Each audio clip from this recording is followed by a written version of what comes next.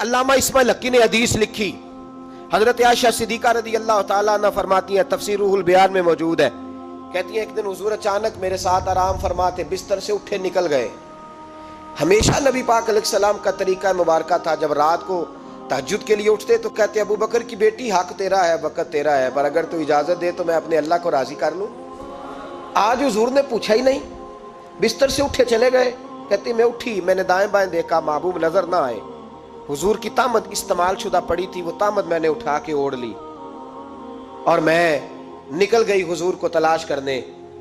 کہتی ہیں جب میں باہر گئی مسجد نبی شریف کے ساتھ جنت البقیع کی جانب، نبی پاک سجدے میں تھے۔ کہتی ہیں میں گئی، تھوڑی دیر کھڑی ہوئی، حضور نے آہٹ سنی تو پوچھا تو کون ہے؟ میں نے کہا میں عائشہ ہوں۔ تو محبوب نے فرمایا یہ عائشہ کون ہے؟ میں نے کہا یا رسول اللہ میں آپ کی زوجہ۔ فرمایا زوجہ کیا ہوتی ہے؟ یا رسول اللہ میں ابو بکر کی بیٹی۔ تو نبی پاک نے فرمایا یہ ابو بکر کون ہے؟ حضرت عائشہ کہتی ہیں میرا کلیجہ پھٹنے کو آیا، میں وہاں سے پریشان حال واپس آئی۔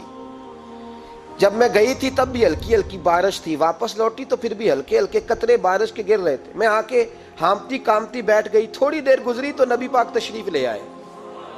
تو حضور صلی اللہ تعالیٰ علیہ وسلم نے مجھے پریشان دیکھا تو کہا عائشہ کیا ہوا؟ کہا حضور آج وہ ہوا ہے جو کبھی نہیں ہوا۔ یا رسول اللہ میں پریشان ہو گئی۔ حضور عجیب بات ہے، میں گئی ہوں، آپ نے پوچھا کون ہے تو میں نے کہا میں عائشہ۔ کا عائشہ کون؟ آپ کی زوجہ۔ فرمایا زوجہ کون؟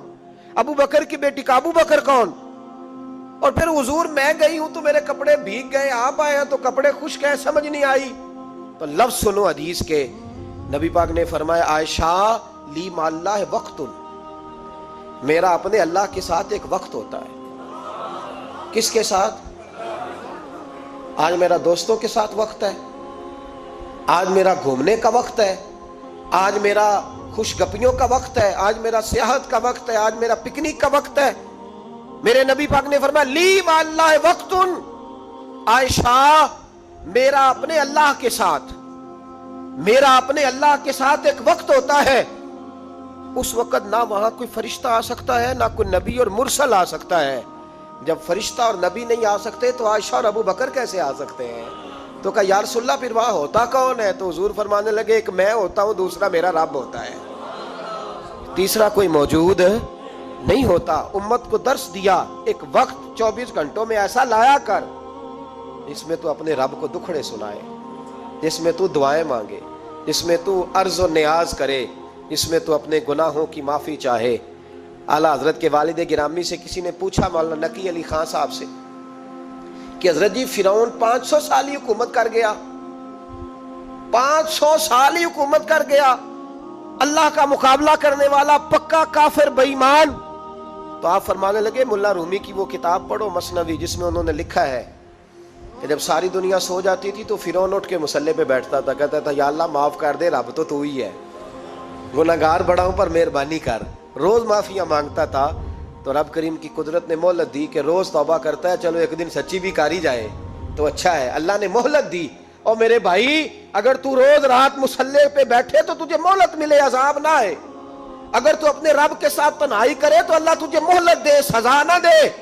لیکن ہم یہ وقت نکالتے ہی نہیں، اللہ کے ساتھ میت کا ہمارا مزاج ہی نہیں۔ ترمذی شریف میں نبی پاک علیہ السلام نے فرمایا ہے دنیا داروں کو دکھڑے نہ سنایا کر، مالداروں کے سامنے رونے نہ رویا کر، یہ تجھے کیا دے سکتے ہیں؟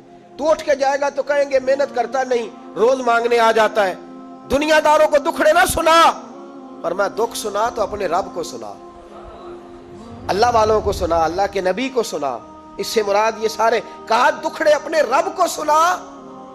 اگر تو اپنے رب کو دکھڑے سنائے گا تو تھوڑی دیر ضرور ہوگی، لیکن ایک دن ایسا ضرور آئے گا، میرے مصطفیٰ کریم فرماتے ہیں رب تجھے دنیا سے بے نیاز کر کے مالا مال فرما دے گا۔ دھوکے کا مزاج نہ بنا، کینچی لے کے نہ گھوم کے کیسے جیب کاٹ سکتی، اللہ کو دکھڑے سنا۔ حضرت عائشہ عرض کرنے لگی حضور چلے یہ تو سمجھ آ گئی، لیکن بارش مجھ پہ پڑی آپ پہ پڑی نہیں، تو کہا عائشہ تم نے اڑا کیا تھا؟ کہا حضور آپ کی طامت۔ فرمایا بارش کوئی نہیں تھی، جب تو نے میری طامت لی تو خدا کی رحمتیں تم پر برسنے لگ گئی۔ تو حضور کے وجود سے لگی ہوئی چیز کوئی اوڑھ لے تو رحمت برستی ہے، تو میرے نبی کی مسجد چومنے سے کیوں رحمت نہیں برستی؟ جالی چومنے سے کیوں نہیں برستی؟ جہاں جہاں حضور رکے، جہاں جہاں نبی پاک ٹھہرے، وہاں جانے سے کرم کیوں نہیں ہوتا؟